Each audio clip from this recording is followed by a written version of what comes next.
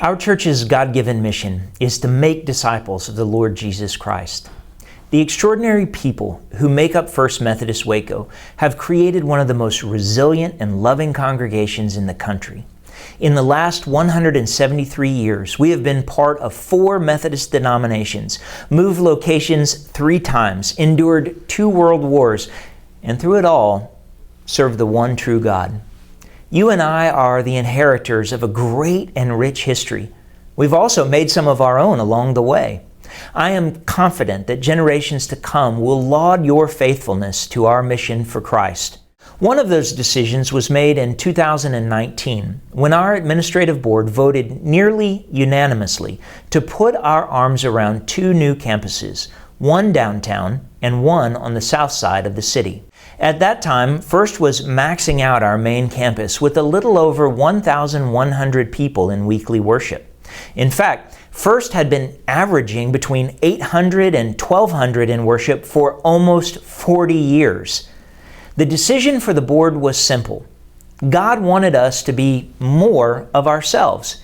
He wanted us to share the blessing of being part of First with each person in Waco who didn't already have a church home.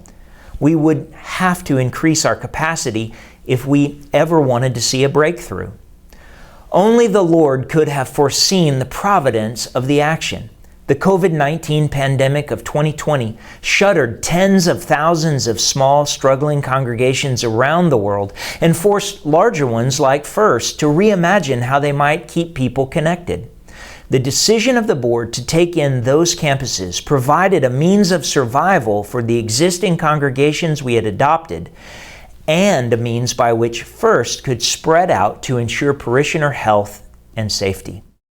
At the start of the pandemic, I had the church purchase a large tent and had it placed at our new South Campus.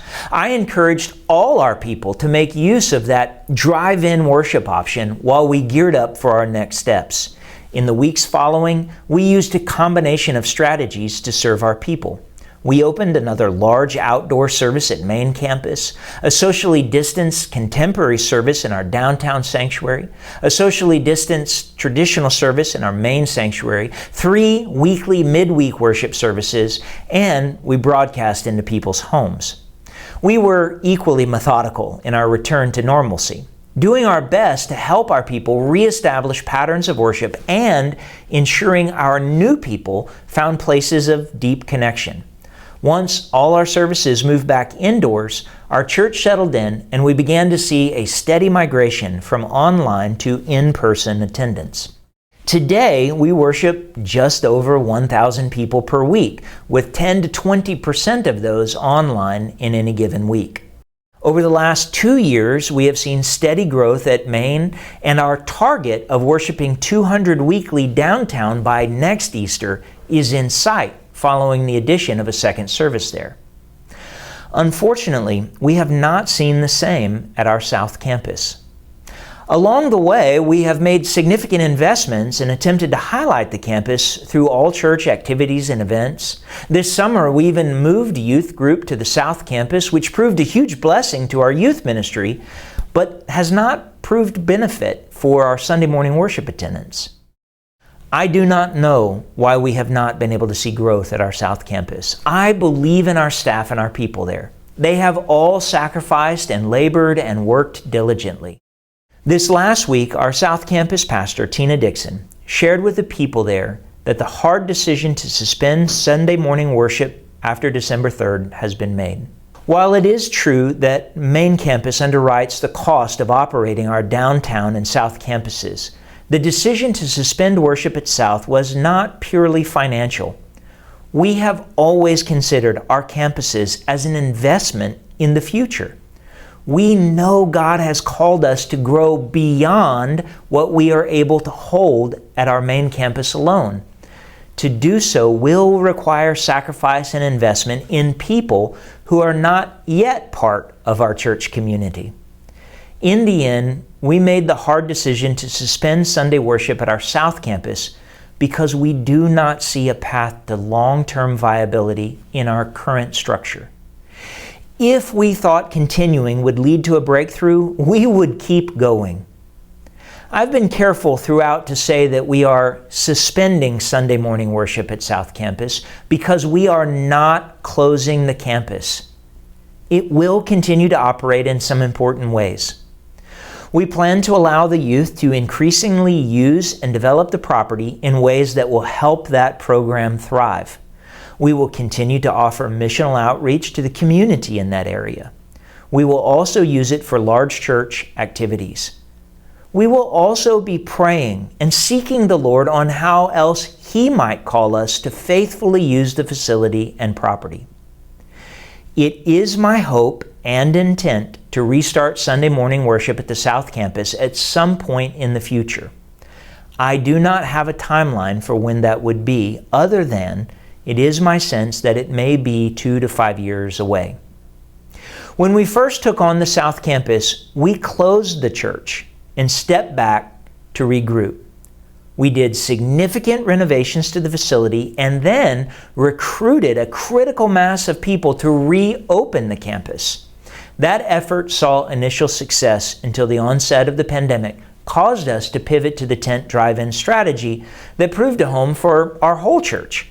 Unfortunately, once services moved fully back indoors, we no longer had a critical mass left at the South Campus. Our mission is to make disciples of Jesus Christ.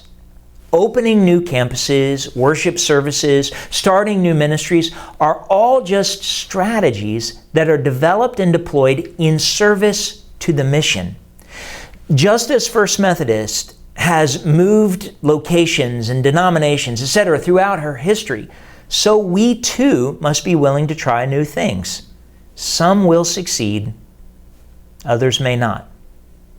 I want to take this moment to thank all the people who have worked so hard over the last several years at our South Campus. Your contribution matters. Lives have been touched. People have been baptized. People have been prayed over. People have joined the church. People have found community. I am grateful to all of you for that. I want to thank Pastor Tina for all the wonderful sermons she has preached and the love she has shown the people there. I know our main campus will be blessed, Tina, to have you back leading from the chancel at Main with me once again.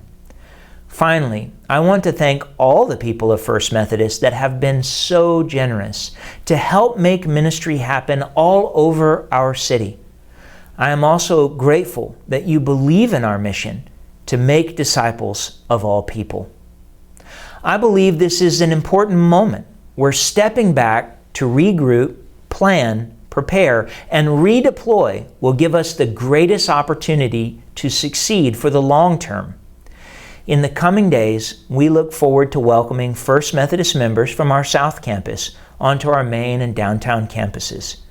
Regardless of where you find yourself on Sunday morning for worship, we are all blessed to be part of one great church. May God bless you, and God bless First Methodist Waco.